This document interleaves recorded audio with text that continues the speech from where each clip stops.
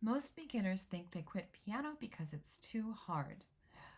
But what if they just never quite got far enough to see what's waiting on the other side? Well, today I want to share a story that might change the way you think about learning piano or really any skill at all. And it starts with my trip down to South Dakota to visit my 24-year-old daughter.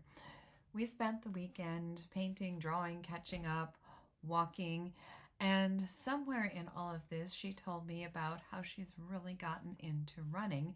In fact, you could say she has become a runner. She looked at me and said, "Mom, you'd probably love running too."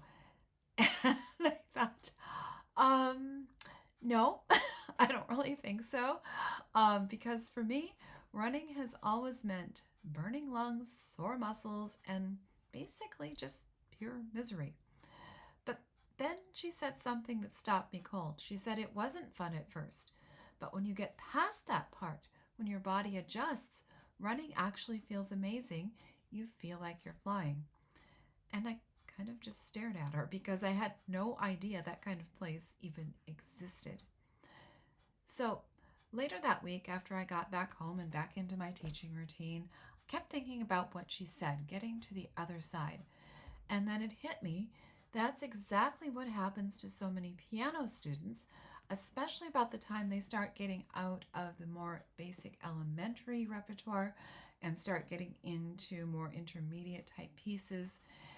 And it's kind of a case where when you start out, at first everything's fun, pieces are short, you have easy wins, you can tell you're making progress. But then you kind of hit that bridge in the middle. And suddenly you're getting into things like ledger line notes, complex rhythms, new styles, longer pieces.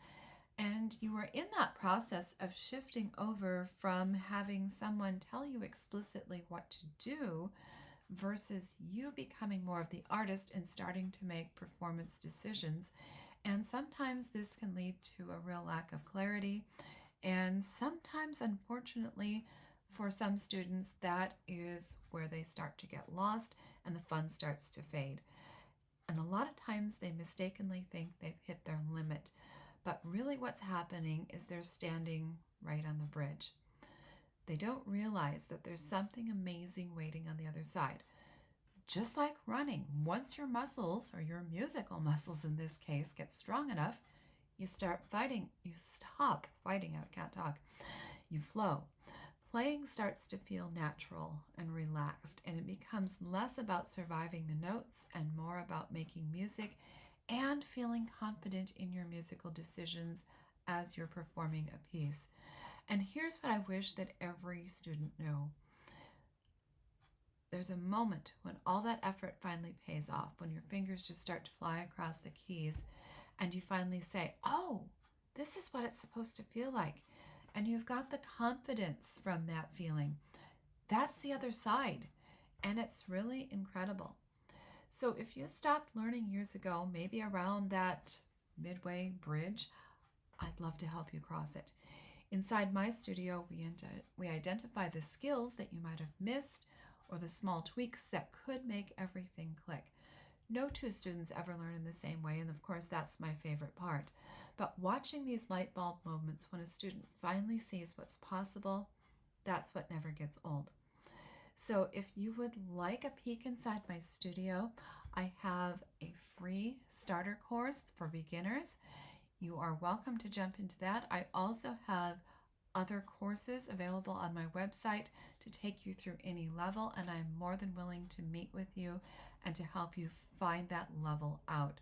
Because whether it's running, piano, or anything else in life, what you got you here won't get you there. But there can really be a beautiful place. Check things out at pianoplayingmadesimple.com.